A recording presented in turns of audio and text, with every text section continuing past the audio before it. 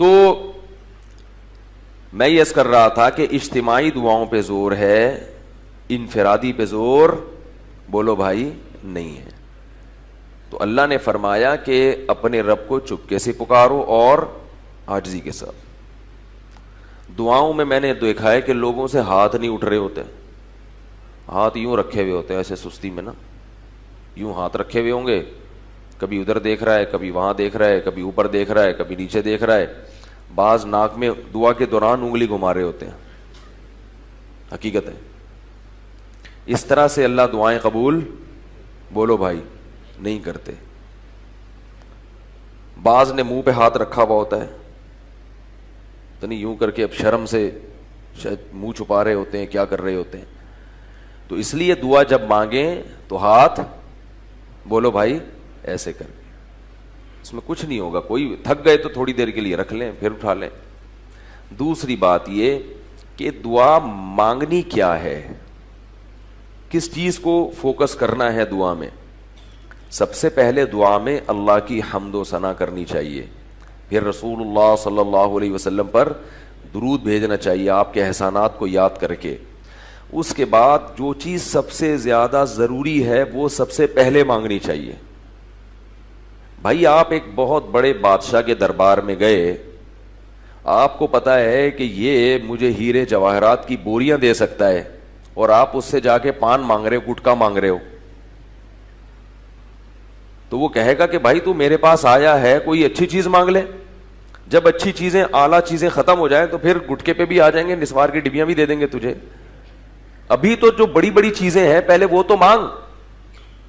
ہمارے ہاں دعائیں شروع کس سے ہوتی ہیں؟ اللہ جاب دلا دے، اللہ بیماری کو ٹھیک کر دے. اللہ یہ جاب مل بھی گئی تو مرو گے تو ختم ہو جائے گی، بیماری سے شفا مل گئی تو بھی ہمیشہ کے لیے نہیں ملے گی. بڑھاپا آئے گا پھر بیمار ہو کے مر جاؤ گے. یہ دنیا کی نعمتیں ہیں، یہ مل بھی گئیں تو دوبارہ پھر چھنیں گی، ہمیشہ کے لیے کسی کو نہیں ملیں گی.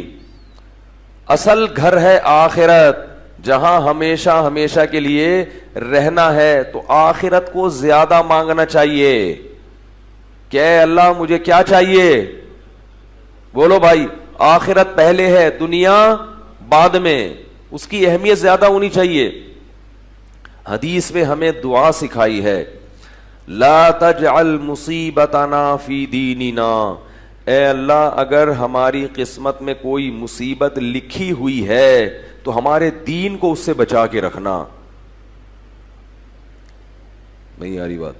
یعنی اللہ اصل تو یہ کہ ہر مصیبت سے ہمیں بچا، لیکن اگر مصیبت آنی ہی ہے، لکھ دیا ہے تو نے، تو ہمارا دین اس سے محفوظ. دنیا کی طرف پھیر دینا، دنیا کا نقصان کر دینا مگر آخرت کا نقصان نہ کرنا، کیونکہ دنیا کے نقصان کی تلافی ہوگی، آخرت کے نقصان کی تلافی نہیں ہو سکتی.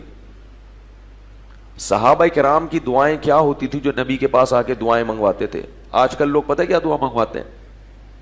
سب سے زیادہ جو میرے پاس میسیجز آتے ہیں نا کہ بہت ہی زیادہ ضروری کام ہے مفتی صاحب سے، ایسے میسیجز آئے ہوئے ہوتے ہیں کہ اگر میں نے اس کا فون نہیں اٹھایا تو یہ مر جائے گا، بلڈنگ سے چھلانگ لگا دے گا.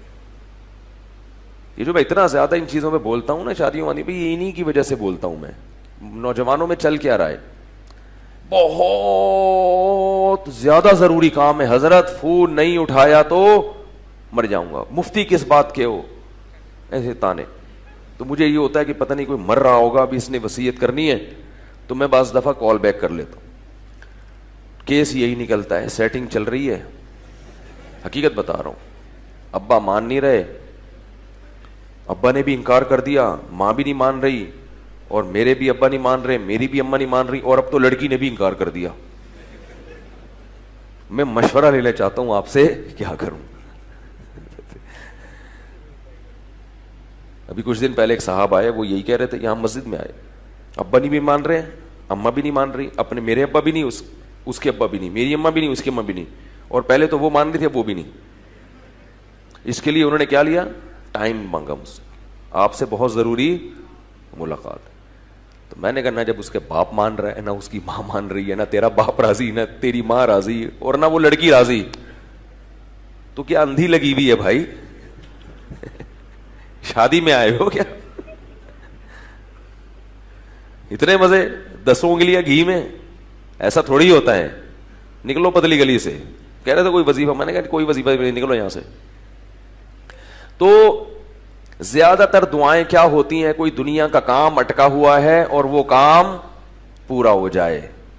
ٹھیک ہے، انسان ہے، دنیا بھی مانگنی چاہیے. حدیث میں آتا ہے جوتے کا تسمہ بھی اللہ سے مانگو، وہ ٹوٹ جائے تو. لیکن جو چیز جتنی زیادہ ضروری ہے اس کو اتنا زیادہ فوکس کرنا چاہیے. سب سے زیادہ ضروری کیا ہے؟ کامیابی کی ڈیفینیشن کیا ہے؟ ہمارے ہاں کامیابی کی ڈیفینیشن اچھی صحت، اچھا گھر، نیک اولاد اور بینک بیلنس، یہ کامیابی کی ڈیفینیشن ہے. دیکھو ہم اللہ پر ایمان رکھتے ہیں، قرآن پر ایمان رکھتے ہیں. قرآن نے بتایا فَمَن زُحْزِحَ عَنِ النَّارِ وَأُدْخِلَ الْجَنَّةَ فَقَدْ فَازَ، جسے میں نے جہنم کی آگ سے بچا لیا اور جنت میں داخل کر دیا، یہ ہے حقیقی معنوں میں کامیاب، یہ ہے کامیاب. تو سب سے زیادہ اللہ سے جہنم کی پناہ اور جنت مانگنی چاہیے. سب سے زیادہ، اے اللہ مجھے قبر کے عذاب سے بچا، میدان حشر کی سختیوں سے بچا، وہ دن جو انسان کو بوڑھا کر دے گا. اے اللہ مجھے جہنم کی آگ سے بچا. قرآن میں اللہ نے نیک بندوں کی جو صفات بیان کی ہیں ان کی دعائیں لازمی بیان کی ہیں. انبیاء کے جہاں اللہ واقعات بیان کرتے ہیں، نبیوں کی دعاؤں کا بھی تذکرہ کرتے ہیں کہ نبی نے یہ دعا مانگی، نبی نے یہ دعا مانگی، نبی نے یہ دعا مانگی، فلاں نبی نے یہ دعا مانگی. وہ دعاؤں کے الفاظ بڑے خوبصورت ہوتے ہیں. انبیاء بہت دعائیں مانگا کرتے تھے، حالانکہ انبیاء تو بخشے بخشائے ہیں، ان کو کیا ضرورت تھی.